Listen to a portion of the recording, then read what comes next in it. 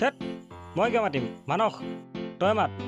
মই মাতিব নাই দেই, বন্ধ কৰিলে দি বাদ দে, কালি খাবি, বৈ ঘৰ যাওঁ। এই ৰহ মই মাতিছোঁ। ৰঞ্জু দা, অ' ৰঞ্জু দা। কোন কোননো? ৰঞ্জু দা আমিহে। কোন আমি? নাম নাই নেকি?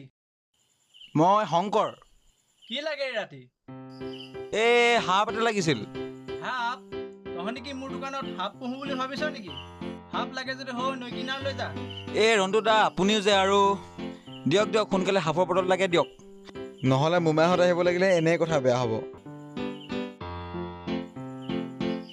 তই এই অমংগলীয়া কথাবোৰ কৈ নাথাকিবি দেই। এই লকডাউনত এইবোৰ বিক্ৰী কৰি যেন তেন কৰি চলি আছোঁ। আৰু তহঁতক মই সদায় সদায় বাকী দি থাকিব নোৱাৰোঁ। এইকেইদিনতে বাকীখিনি দি ক্লিয়াৰ কৰি থৈ যাবি। হ'ব দিয়ক দিম দিয়ক। নহ'লে কথা বেয়া হ'ব কিন্তু। হ'ব হ'ব। থেত মই কিয় মাতিম মানস